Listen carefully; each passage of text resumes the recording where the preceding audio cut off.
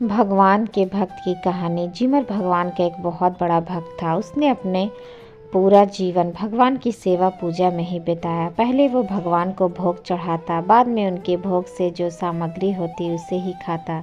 कोई भी स्वार्थ के बिना वो भगवान की सेवा करता रहा, पर उसके जीवन में हमेशा कोई न कोई समस्या आती रहती थी। भगवान का इतना बड़ा भक्त होने के बावजूद उसके साथ जीवन में कुछ अच्छा नहीं हो रहा था।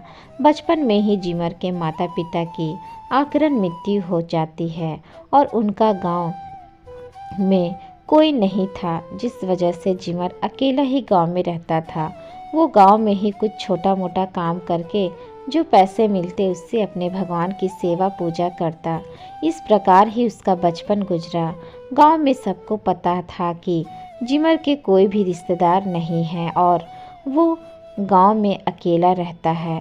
इसलिए एक दिन जिमर को कुछ काम के लिए थोड़े दिन गांव से बाहर जाना पड़ा और लुटेरों ने ये वक्त चोरी के लिए ठीक समझा और जिमर के घर चोरी करने के लिए चले गए। चोरों ने जिमर के घर में पैसे को एक कौड़ी भी नहीं मिली। जहाँ देखे वहाँ बस भगवान की सेवा पूजा के सामान ही दिखाई दे रहे थे।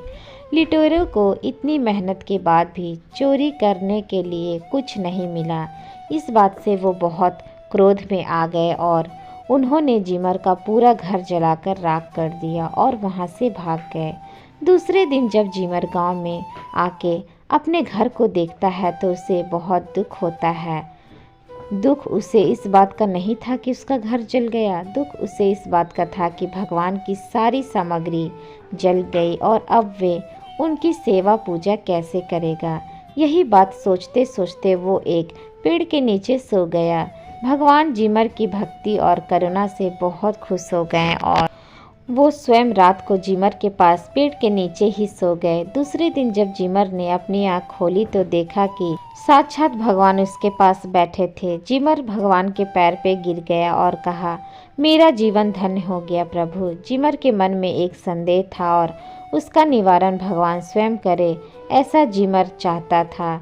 जिमर ने कहा, हे प्रभु, मैंने मन में सिर्फ एक ही संदेह है कि मेरे इस जीवन में मैंने आपके अलावा और किसी से भी प्रेम नहीं किया और जो आपकी भक्ति करे उसको तो जीवन में कोई भी समस्या नहीं आती, तो फिर मेरे इस जीवन में इतनी कठिनाई और मुश्किलें क्यों आई। तब भगवान ने कहा, हे मित्र, जो विशेष होते हैं उनकी परीक्षा भी विशेष ही होती है। तुम मेरे सबसे प्रिय और विशेष भक्त हो, इसलिए मैं हमेशा तुम्हारी कठोर से कठोर परीक्षा लेता रहा, पर तुमने ना मेरे अस्तित्व पे प्रश्न उठाए और ना मेरी भक्ति का मार्ग छोड़ा। तुमने मेरी हर परीक्षा में उत्तम प्रदर्शन किया है। मित्र, आज देवता भी तुम्हारी भक्ति के सामने हार गए हैं, इसलिए अब मैं स्वयं तुम्हें अपने साथ ले जाने आया हूँ। वहाँ तुम्हें कोई भी कष्ट नहीं होगा। वहाँ तुम एक मित्र के जैसे जब भी चाहो तब तुम मुझसे मिलने आ सकते हो। इस कहानी से हमें ये सीख मिलती है कि जीवन में हमें कितनी भी समस्या क्यों ना आए, पर हमें किसी भी भगवान के अस्तित्व पर प्रश्न नहीं उठाना चाहिए। जिस प्रकार रात के बाद सुबह होती है, उसी प्रकार दुख के बाद ही जीवन में सुख का प्रकाश होता है। इसलिए जो भी हो रहा है उसे भगवान की इच्छा समझकर खुशी खुशी दुख को भी सुख के जैसे ही जीना चाहिए। तो दोस्तों, आज की छोटी सी स्टोरी आप लोगों को कैसी लगी हमें कमेंट बॉक्स में कमेंट करके ज़रूर बताइएगा। स्टोरी अच्छी लगी हो तो चैनल को लाइक, शेयर एंड सब्सक्राइब जरूर कर लीजिएगा। मिलते हैं नेक्स्ट स्टोरी के साथ, तब तक के लिए धन्यवाद।